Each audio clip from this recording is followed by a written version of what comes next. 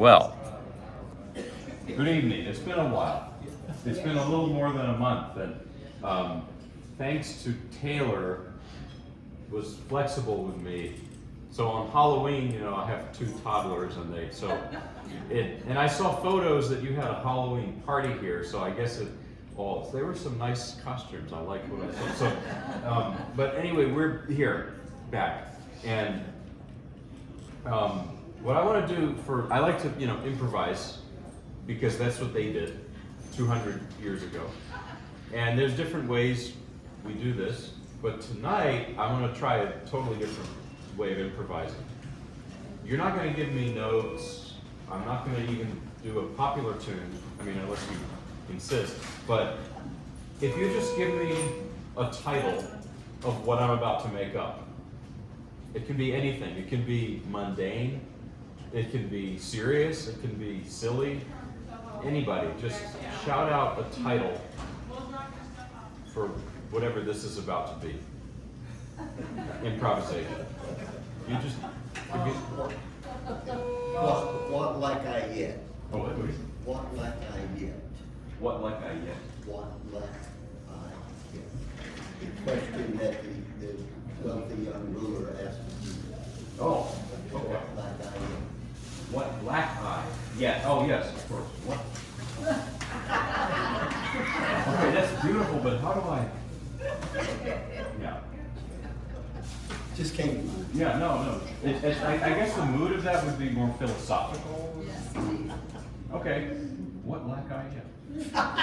I told you I would do what you asked, and somebody said gospel.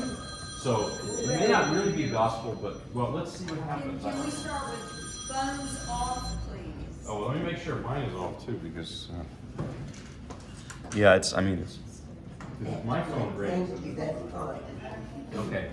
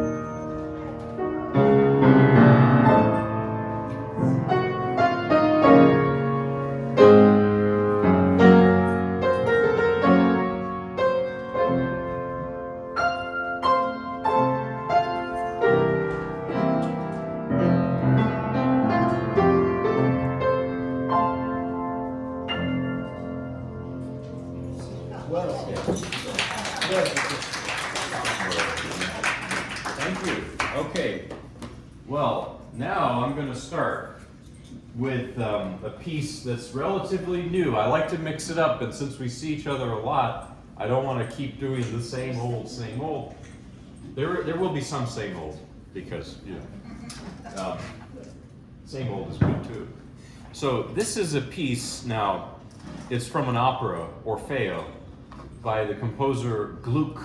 He was an Austrian composer in the 1700s, a little bit maybe before Mozart's time. And this is Orfeo and Eurydice from the opera. It's the melody from that opera, which is actually not sung. It's an instrumental played by flute and the orchestra.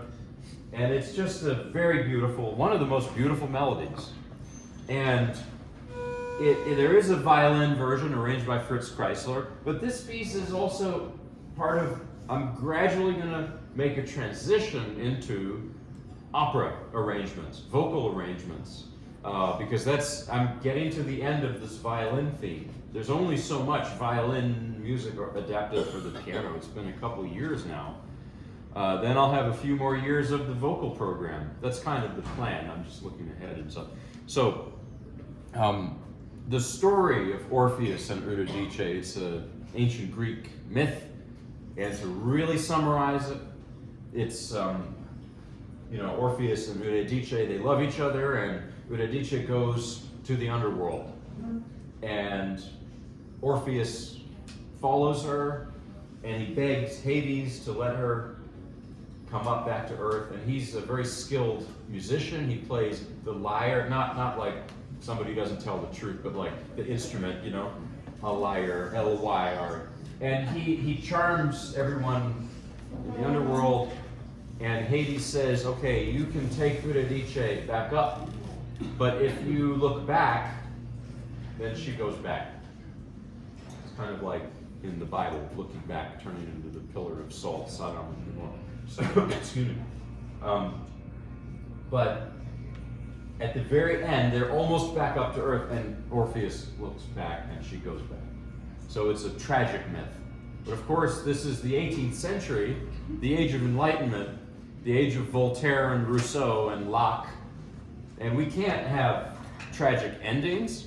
So in the opera, which I saw some years back in New York at the Met, that you have that very sad moment, Eurydice goes back, and then, I don't know, she comes back all of a sudden, and they have a big party and celebration. I kind of like it.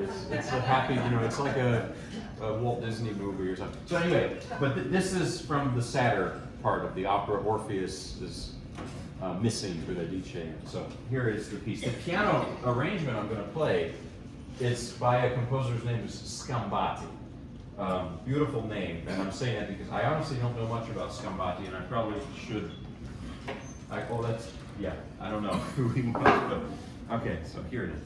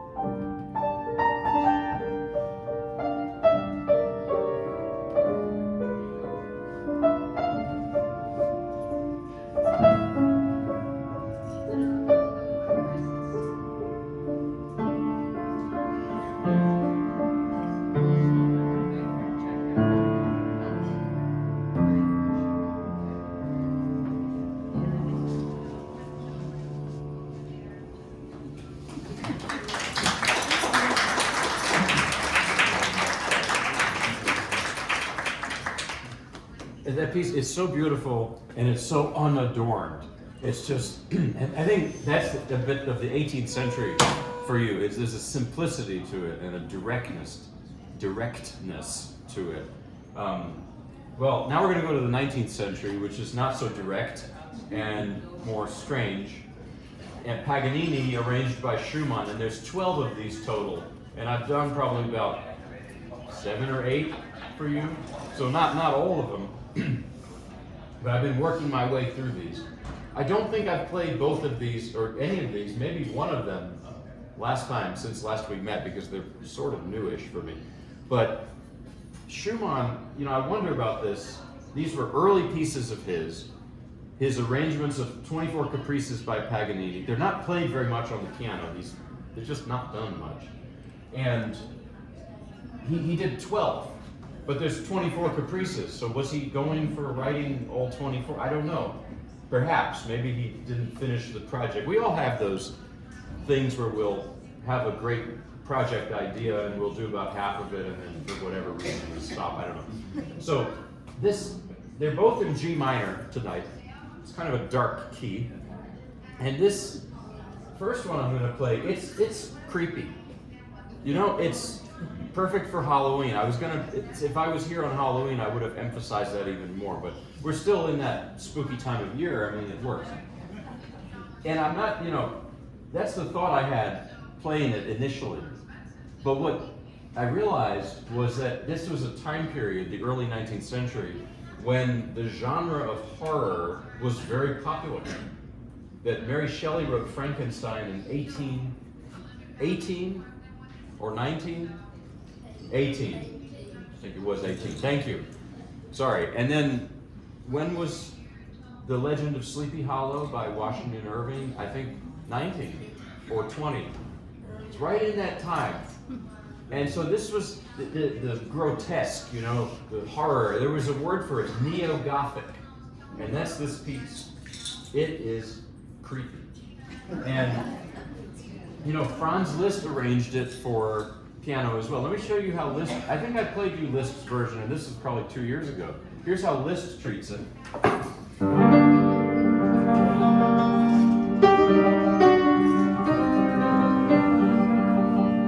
Schumann treats it. Same piece, but this is Schumann's version.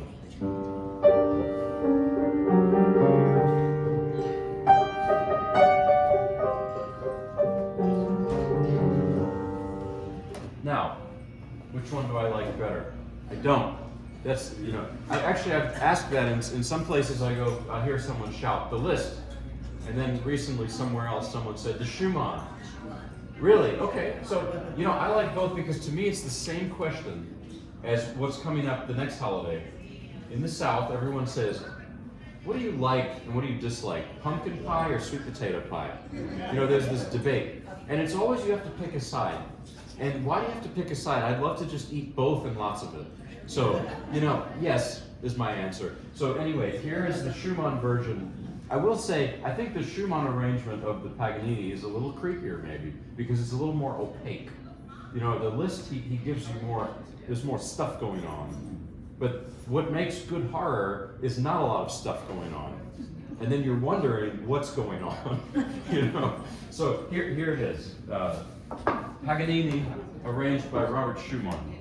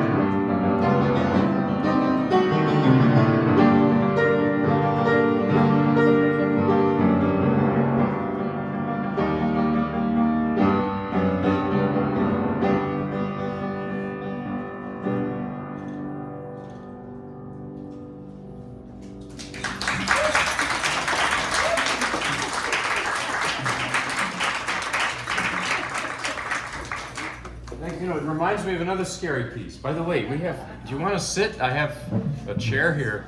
You sure? Okay. All right, because my bag does not need a seat. Really.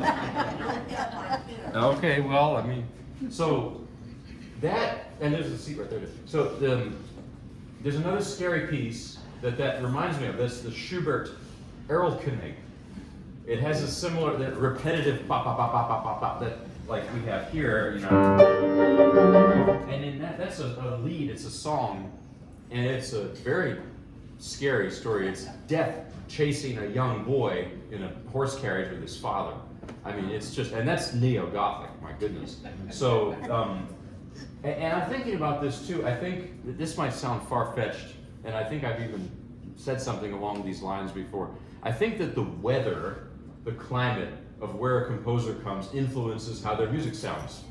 And Paganini, if you hear the Paganini, the original piece on the violin, solo violin, it sounds a little brighter than what Schumann does. Schumann was from what's now East Germany, Zwickau, that area.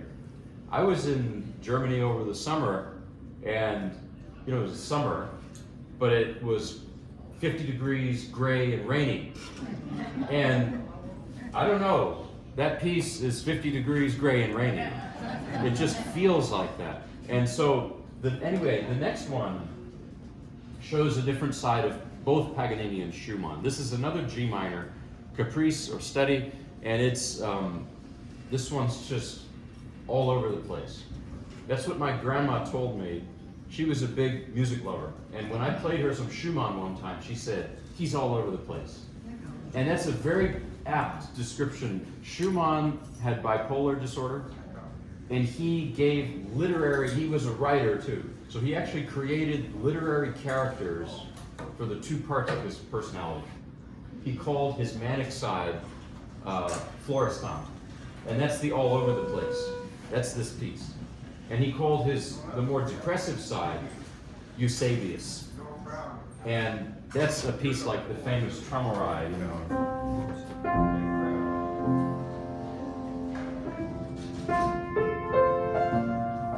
It has so much despair in it, And kind of like defeated, feeling. But anyway, I don't know, maybe I'm reading too much into it. It just means dreaming. It's trauma, that's it. It's dreaming. And it's from scenes from childhood, so maybe it's not so heavy as that. But still, that's Eusebius. Anyway, the side of Paganini that this shows is the heavy metal rock star that he was. Because that's kind of what he was like, but 200 years ago. And so here is this next one. It's really all over the place.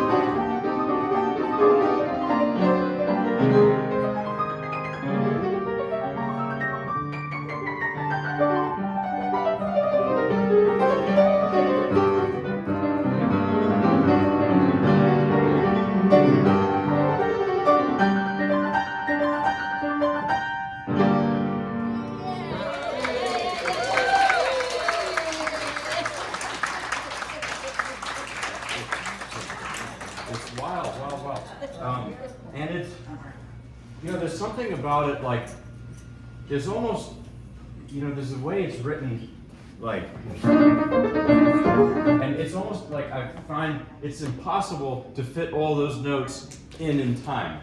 And I was trying to, maybe if I started a little early or something, but then I realized that's the point. That's the all over the place-ness of it. That's not a word, but now it is. Right? So now I'm going to play, speaking of Germans in climates that are rainy and cold, I'm going to play, even in the summer, I'm going to play Brahms now. And this is, I have played for you several times, Book 1 of the Paganini variations of Brahms. Really, you sure you don't want to? I just feel bad when people stand, I feel bad. Okay, it's okay. It's okay. No pressure, but but I have not played Book 2 for you. And finally, after lots of suffering, work, it's kind of there. It still needs a little time, but I'm going to play you Book 2 of the Brahms Paganini variations. It's based on the 24th Caprice by Paganini. But it couldn't be more different from Book 1. It's more subtle. It's a little bit more melancholy, but I'll get back to that. I'll tell you a bit about Brahms. I've probably told you this story before when I played Book 1, but Brahms was sort of adopted by the Schumanns. He showed up at their home and he wanted some advice, and he got a lot more than advice. They said, hey, come live with us, pretty much. It was different back then, And but unfortunately, Robert Schumann's health, mental and physical health, took a turn for the worse shortly after this. And he actually tried to jump into the icy Rhine River. He was hearing voices. They didn't have treatments for what he had. Like, if he was alive now, there would have been, ways to help him. But he was institutionalized and died at like 47 or 48. It's horrible. And Brahms was assisting the Schumann family all at this time. Actually, Clara was pregnant with their 7th child. And I want to address what I think, from reading some historians, I think it's kind of an overblown rumor that there was a love triangle between Brahms, Clara, who was 20 years older than him, and Robert Schumann. I think there's a degree of truth, but I think it's, there's a movie from the 40s with Katharine Hepburn playing Clara Schumann, and that angle is probably not true. Just like, have you seen Amadeus? It's an amazing movie, but historically completely inaccurate. The real Salieri hardly knew Mozart. Mozart hardly knew. They actually respected each other in real life. And finally, I've listened to some of Salieri's music, and he's a great composer. So but the story in the movies is a little more interesting than the real story. They're just guys who composed, and they, as one historian said, the lives of the great composers was probably a lot more boring than we might think. But with Brahms and Clara, I just don't see how this Hollywood or People magazine version would have happened with all that was going on with Robert Schumann's health and I just don't see it. But I do think there was, you could call it like a Victorian era romance. There was a lot of unspoken, unrequited, suppressed feelings for sure, probably.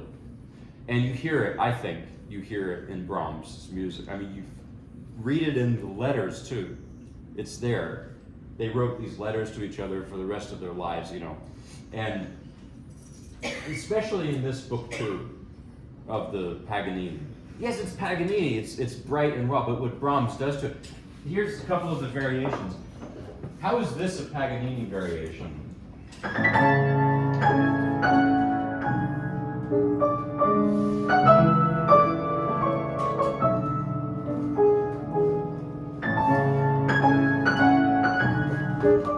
Das ist sehr schön, ja. It sounds like the Wiegenlied, the lullaby by Brahms. It's just. What about this one that sounds like Leon Russell a little bit?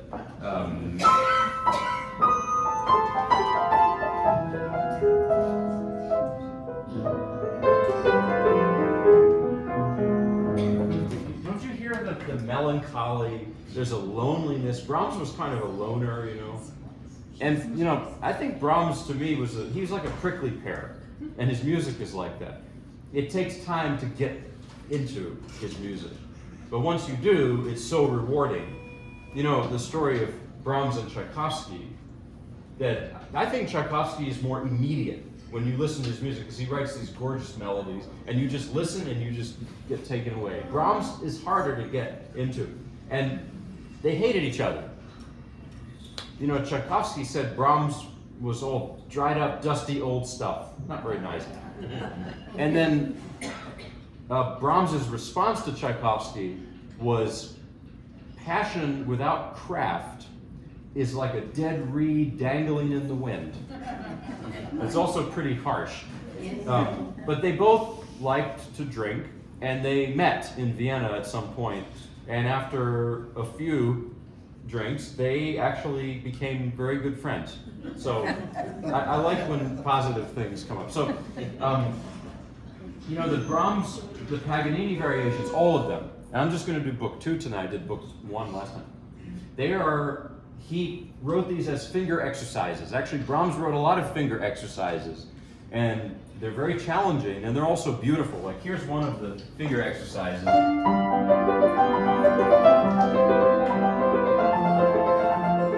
But it's an exercise. But with the Paganini, he started writing these like that, like they're just warm-ups, exercises. But then he realized he liked them as music, and so he turned it into a concert piece.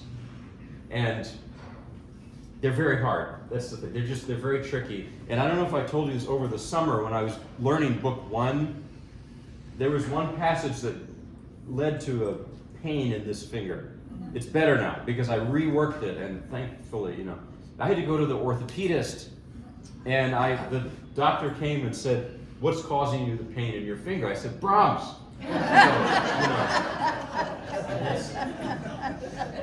but you know, Brahms, he's a paradox, is what I'm getting at. To me, he's a paradox. The very serious, but the whimsical.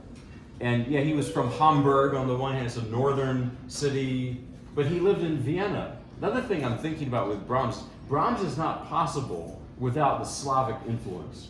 Look at a map sometime and see that Vienna is further east than Prague. And it was always Austro-Hungary, not just Austria.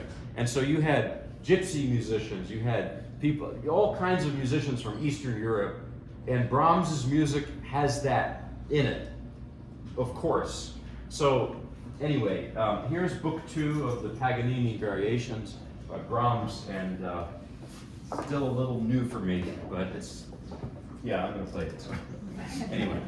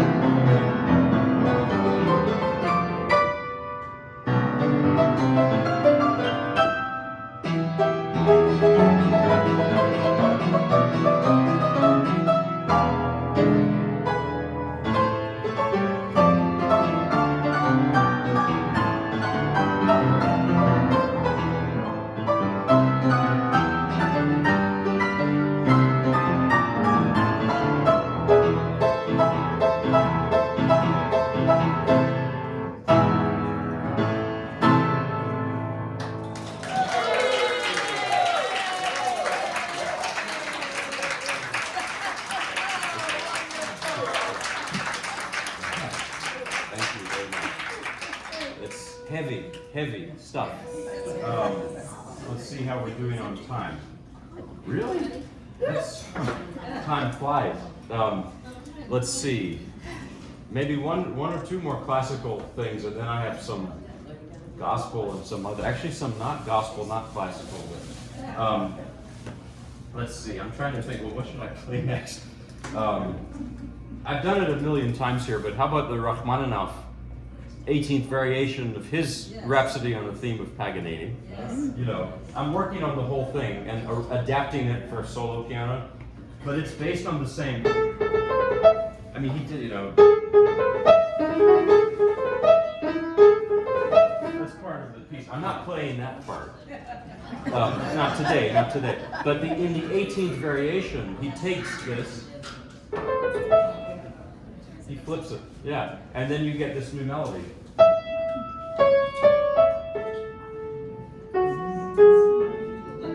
Which it's familiar melody, and it's so beautiful, but it's sad too. It's nostalgic.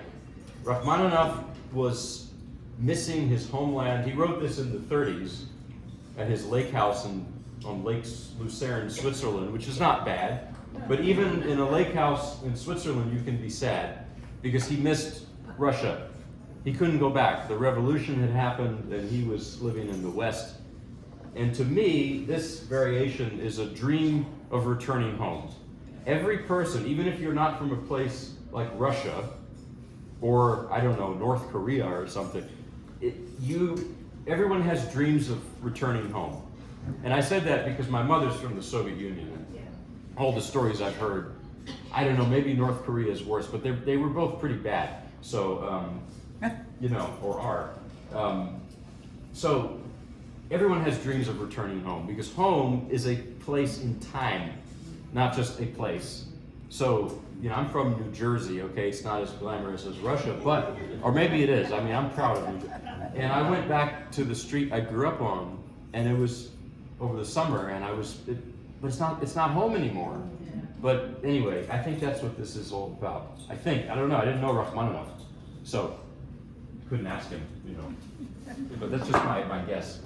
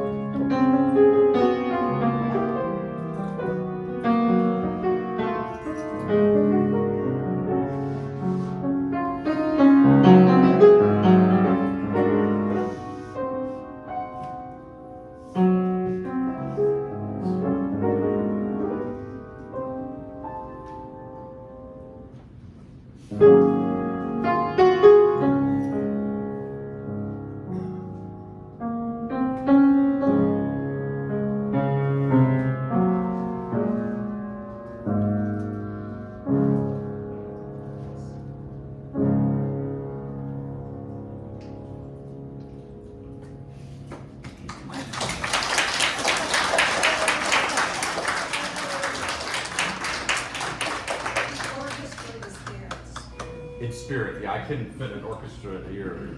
Well, maybe we could, I don't know, maybe, but that would be a fire hazard. So, and we don't want any more fire hazards today, right? So now, When did he die? Rachmaninoff, 1943. What a fine time. Yeah, overlaps. Like, I mean, yeah, that's the thing. He's not that long ago, and the music, for that reason, it sounds it's more recent, you know, than say Gluck. I mean, I love Gluck, and I feel like, or Paganini, but you can, I don't know. And another thing is, he was influenced by, when he lived in America, he was influenced by jazz a lot, and maybe there's a little Duke Ellington, Gershwin, and I don't know, just a smidge. It's very Russian too. But by the way, where was Gershwin? Where were his parents from? Russia, yeah, of course. So it's all connected, everything. I guess I'm going to close with. I've played this for you several times. The Brahms has taken up like a lot of. I was thinking, why I got this bug at the early last week. Maybe Brahms did it. Maybe first he ruined my finger, and then he sick. I don't know, but it's worth it for him, really. This is Zigeunerweisen, Gypsy Airs or Gypsy Songs by Sarasate. The piano solo arrangement is George Enescu. Yeah, I wish I could play it on the violin. Yeah, Jascha Heifetz plays it just to die for, but you know, I can't do it, so you stick with what you have. And it's typical gypsy music. It starts slow, it gets gradually quicker in plateaus almost. And you hear the sound of the cymbalum, which is a folk instrument from Eastern Europe. Actually, the real cymbalum sounds something like this. Well, it sounds better than that, but it's strings that are, you know. I have a friend whose sister is a professional cymbalum player in Belarus. Isn't that amazing? So here is the piece. This is George Enescu's piano arrangement of Sarasate, Zigeunerweisen, Gypsy Airs.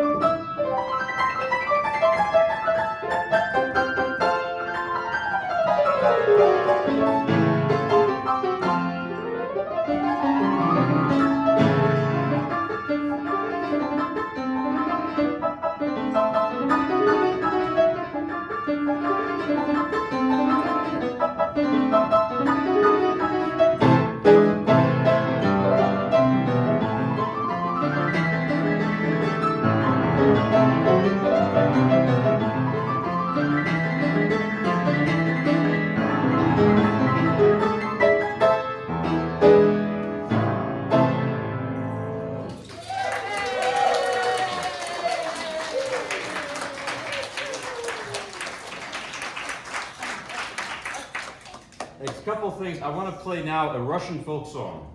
It's called Cranes, not like the cranes, like the bird, cranes. And it's a very sad song, Zhuravli in Russian. The text is by a Dagestani poet whose name, forgive me, I just cannot remember for the life of me, but he wrote it after a trip to Hiroshima, and he saw the monument to the nuclear bombing. And there was a story that touched him of a young girl who had gotten leukemia from the radiation. And according to Japanese tradition, she'd made 100 origami cranes out of white paper. And the tradition is that that might save your life. But unfortunately, she died. And it moved him so much. And the text of the song is sometimes I stare at cranes, flocks of cranes in the sky, and I imagine that those are the souls of the dead soldiers. You know, every Soviet family lost at least one person in the Second World War, including my mother's side of the family, a cousin. We have his photo, you know. And the text is, I imagine that those cranes are the souls of the dead soldiers, and there's a space there. And I imagine that that space is reserved for me one day. So it's very sad. And the music is by Jan Frankel. He wrote it for Mark Burness, a great Soviet-era singer. And Mark Burness was so moved by it because he was very ill himself, and he recorded it, and a week later he died. So it's just so many layers of sadness. I'm not going to end tonight on this, but I do want to. It's a very beautiful piece, and then a couple more things. Here it is.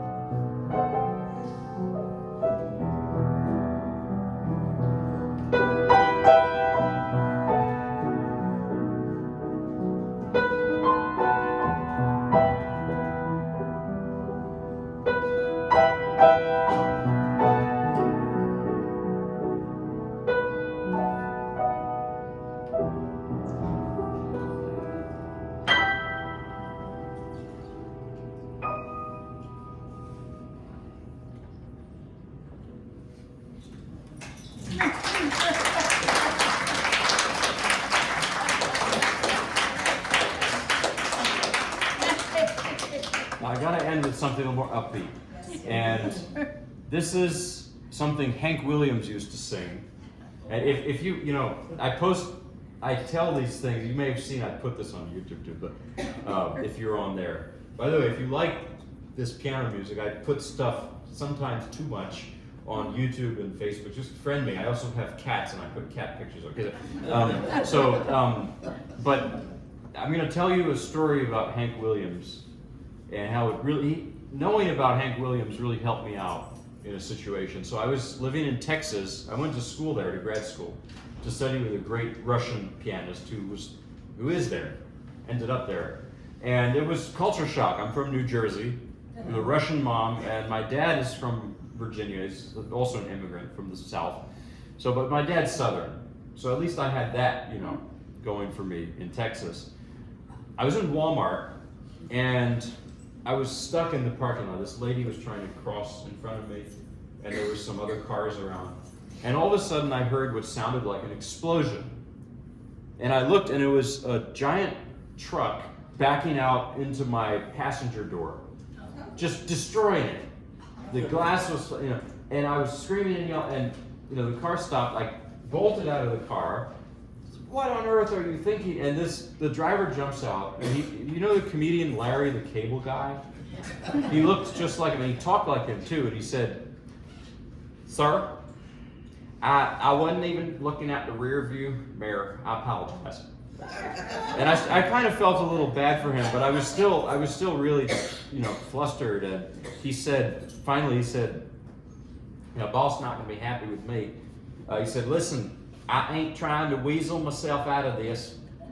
I messed up, and I messed up bad." But he didn't say messed up. Now, the boss came, and the boss was really something. So I see this guy get out of a pickup truck, and he has a Stetson, like a cowboy hat on, and boots, and he just walks over, and there are these two guys standing behind him, and they both have Stetson cowboy hats and boots on and sunglasses, and they come up. It's like a Clint Eastwood Western, and he leans on my wrecked car like this, and he stares at me and he says, "Sir, are you in the medical profession?" I don't know where that came from. And I said, "No, I play the piano. I play classical piano." And at this point, he's looking at me like I'm from Mars. And I was thinking, what do I say here? I need to say something. And I just blurted out, "I like Hank Williams." That's for my dad. And he says to me, "Junior or senior?" And I said, "Well, senior, of course." And he slowly puts his arm around me and he says, "Kid, you're all right. You're all right. Let me tell you what now, we're going to pay for your car." And to the Larry, the cable guy gentleman, he said, "Now go on into Walmart, get this feller a little present for his sufferings today." And so he went in, and I was really dumb because he said, "We're having a cookout out yonder. You're welcome to join us." And I should have, but I was too upset with the car that I said no thank you. And I'll regret that forever. But anyway, the best part was the guy came back and said, "Got your little present, I'm sorry about the car." They were very nice, they paid for the car. I got home, I opened the present, it was a tin of cherry flavored chewing tobacco. So, it was really nice.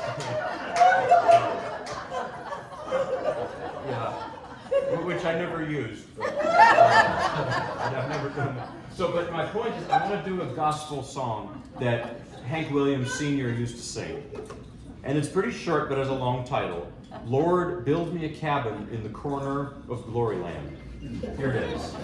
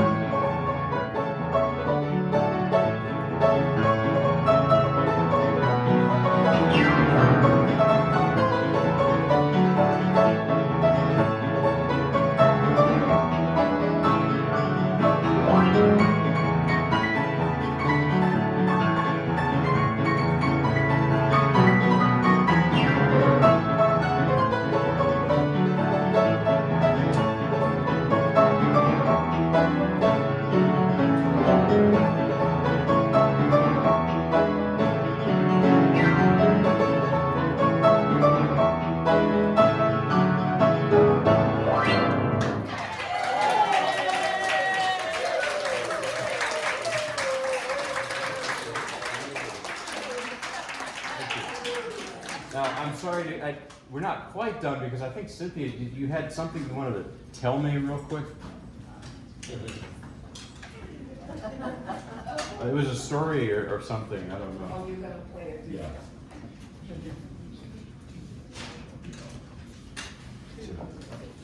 Oh.